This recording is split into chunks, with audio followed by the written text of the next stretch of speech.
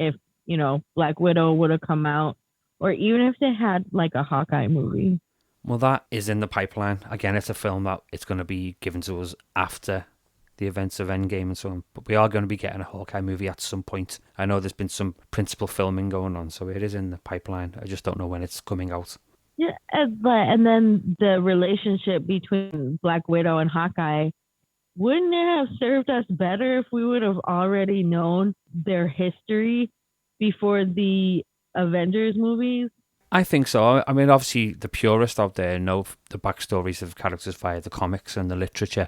But for those of us who've kind of discovered Marvel through the movies, yeah, you would have wanted some more character definition, some more backstories, just to make you have more involvement and more of a bonding, I suppose, with certain characters like Black Widow and Hawkeye.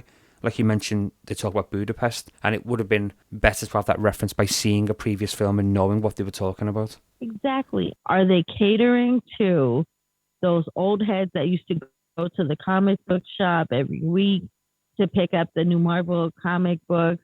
Or are they catering to the new generation who's rediscovering this? I suppose it's a bit of both, really. They're kind of satisfying the older generation, myself included, by having certain characters, certain visuals, certain scenes portrayed that you've seen in comics. But on the flip side, it is introducing younger generation to the comics that we grew up with via the films. They've watched these films first and thought, well, let's go back and see what initially started it all out. And they're going to these comic book stores and they're discovering what we used to enjoy as children. So it's kind of scratching everyone's back, really. The old and the new are all appreciating both the literature side and the film side of it. Yeah. So it's good. Yeah. It's good. I can definitely see that. But yeah. Super geek. Black Widow's coming out. She's they have a strong female lead, like a strong female character who is a strong female Avenger.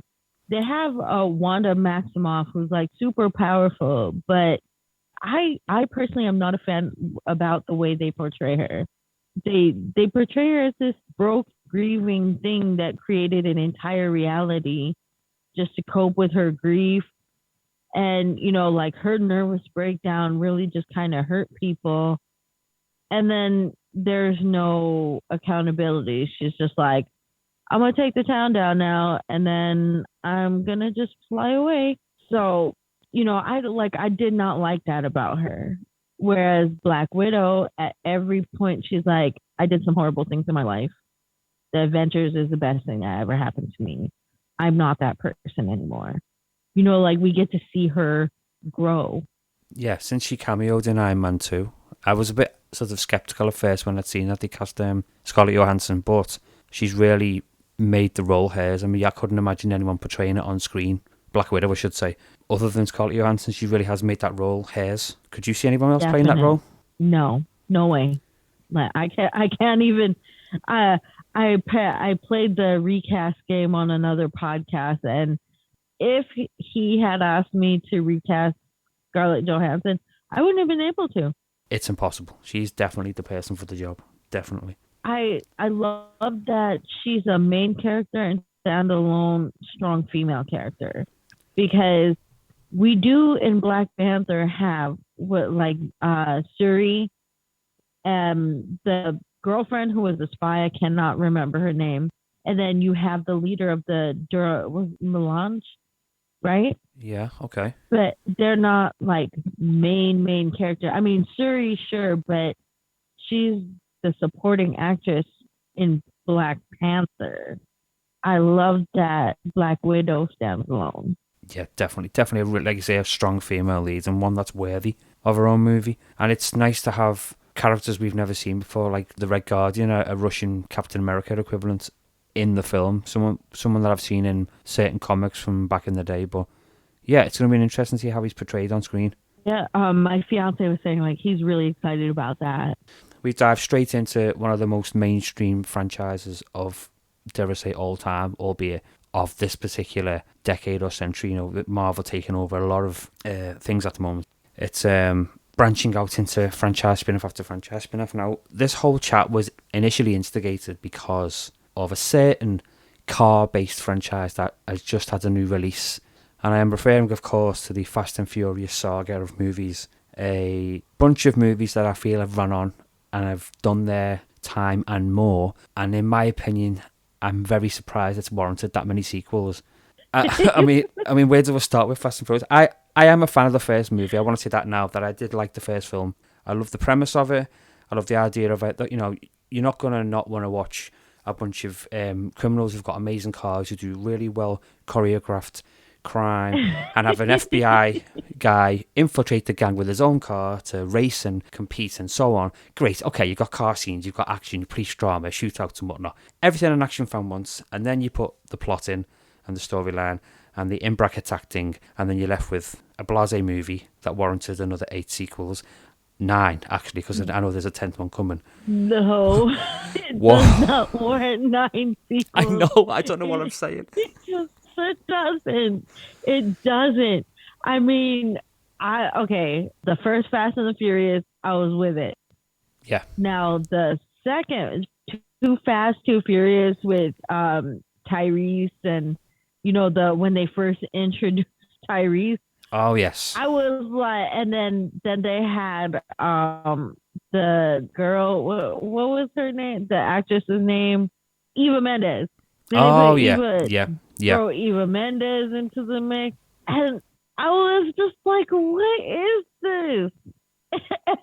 And then that's when you also meet Ludacris's character, and I was with him all the way. I mean, I gave him the benefit of the doubt. I was like, okay, fast cars, drug lords, rats in a bucket. I give this one a pass. Then you get to Tokyo Drift, which is a dope movie, but it's kind of like no one. Tokyo Drift. And then you're just like, okay, where the hell did this come from? Tokyo Drift could have existed as its own film and not be part of the franchise, but the fact that end scene, Vin Diesel turns up to link the franchise together, it's like, oh, it's another one of those films. Well, it could have been, you're right, it could have been a standalone film, and then they're just like, just in case you forgot, here's Vin Diesel. Kind of like, oh, by the way. Stay tuned for Fast and Furious 4. Oh, God, really? Wow. Yeah, exactly. Like, and that was Han's time to shine, and he did. He shined. I personally think Han shined better than the main character in it. Yeah. It's like the main actors of, I don't know, I'm not here to say that these actors can't act well or haven't acted well, because there are films they've been in that I've watched and quite enjoyed watching. But as a franchise, I think Fast has had its day. This is just my opinion. Obviously, there are millions of people out there who love this franchise and pay a lot of money to go and see these movies and be part of it, and that's completely fine. But for me, once you get past the second film, you've got the gist of the whole saga. You don't need to see any more. But that's just, again, my own opinion. I hated Fast 4. Fast 5, I wasn't mad at. I don't even remember what the plot of Fast 6 and 7 was. Then they got the Fate of the Furious with the submarine thing, and yeah. I was like, why? I was kind of over it by Fast 5. Fast 1, I think, will always be my favorite Fast and Furious movie. They could have just stopped at Fast 1, honestly. Yeah. That was such a great movie. Well, back in the day, very iconic. Like, the cars alone looked amazing, and a lot of people aspire to trip out their cars to look like the ones in the movies and do all the drifting and the hosting competitions in the street and so on, which is arguably a nuisance to people living around roads, but still, it was fun to watch, fun to see. I don't know. In New Haven, where I'm from, like, long before Fast and Furious was doing it, they were racing on the Boulevard, Long Wharf. Shout out to New Haven. But they were doing it. They were doing this long before Fast and Furious. Like, when I saw the cars, I was feeling nostalgic. I was like, oh, it just, it reminded me of home. Oh, well, that's a nice throwback to home times. Yeah, I mean, it's a street race, and don't get me wrong, it is dangerous. People lose their lives. Sometimes people not even racing because someone loses control over the car. People that don't have anything to do with the street race. So, I don't condone it, but I do remember the times, the cars just seeing all the cool